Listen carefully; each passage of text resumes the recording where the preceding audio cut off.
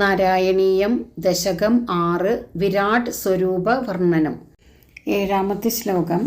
പൃഷ്ടം തു അധർമ്മ ഇഹ ദേവ മനഃ സുധാംശു അവ്യക്തമേവ ഹൃദയാംബുജം അംബുജാക്ഷ കുക്ഷിഃ സമുദ്രനിപഃ വസനം തു സന്ധ്യേ ശേഭഃ പ്രജാപതിഃ അസൗ വൃഷണൗ ച മിത്രഃ.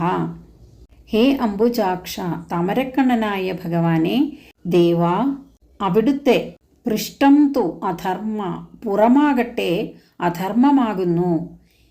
ഇഹ മനഃ, ഈ വിഗ്രഹത്തിൽ, ഈ വിരാട് സ്വരൂപത്തിൽ, മനഃ മനസ്സ്, സുധാംശുഹു ചന്ദ്രനും, ഹൃദയാംബുജം ഹൃദയമാകുന്ന താമര, അവ്യക്തം അവ്യക്തം തന്നെയാകുന്നു.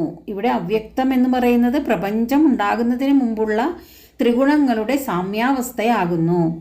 കുക്ഷിഹി ഉദരം, സമുദ്രനിപഃ സമുദ്രങ്ങളും, വസനം തു വസ്ത്രം, സന്ധ്യേ രണ്ട് സന്ധ്യകളും, ശേഭഃ ശേഭം, പ്രജാപതിഃ പ്രജാപതിയും, വൃഷണൗ അസൗ വൃഷണങ്ങൾ, ഈ മിത്രഃ ച മിത്രനും ആകുന്നു.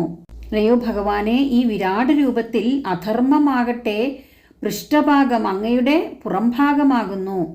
ചന്ദ്രൻ മനസ്സാകുന്നു. അല്ലയോ താമരക്കണ്ണ, ഗുണത്രയ സാമ്യാവസ്ഥയാകുന്ന പ്രകൃതി തന്നെയാണ് അവിടുത്തെ ഹൃദയകമലം. സപ്തസമുദ്രങ്ങൾ ഉദരമാകുന്നു. 2 സന്ധ്യകളാകട്ടെ 2 വസ്ത്രങ്ങളാകുന്നു. പ്രജാപതി ഉൽപാദന അവയവമാകുന്നു. മിത്രൻ അണ്ഡങ്ങളുമാകുന്നു.